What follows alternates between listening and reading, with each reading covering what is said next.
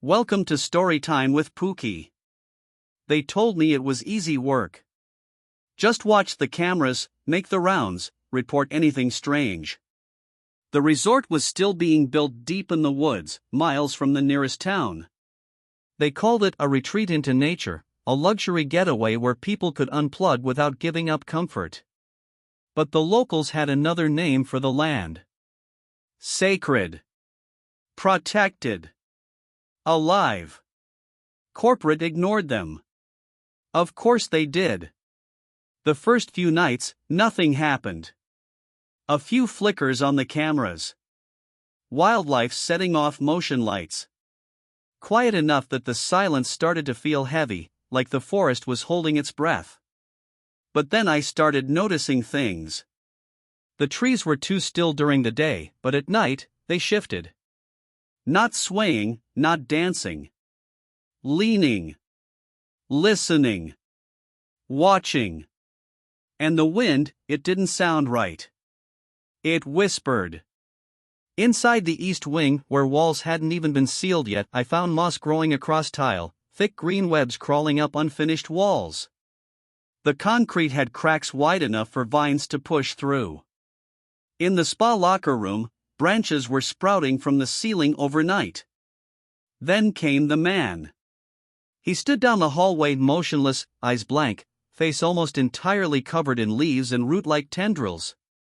He didn't move. Didn't blink. And when I looked again, he was gone. I checked with the foreman. The description matched a worker who disappeared 2 weeks back. They said he just walked off the job, left everything behind. No one ever found him. That night, I combed through the camera feeds. Most were corrupted, static, frozen frames, missing hours. But one feed worked, the garden patio. That's where I saw him again. The missing man. This time, he turned toward the camera and smiled. Then he knelt, placed both hands into the dirt, and slowly melted. No blood, no scream. He just sank into the ground like the forest had opened its arms. I grabbed the walkie. Static. Then a voice, dry, splintering, like bark tearing open. You are the invader.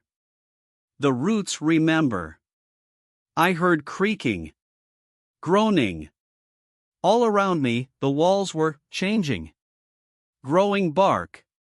Tiles lifted as weeds pushed through the cracks. Flowers opened and closed like lungs. Breathing. Watching. The forest wasn't creeping in. It had already entered. I tried to run. Slipped near the dining area. My hands didn't hit linoleum. They sank into damp, fresh soil. When I stood, I saw green filaments moving beneath the skin of my palms. Tiny vines. Crawling. Settling in. Whatever they disturbed under this foundation, it wasn't dormant. It wasn't dead. And now, it's reclaiming what's always been its own. The trees are leaning in again tonight. I can hear them whispering. And this time, I think they know my name. Ask ChatGPT.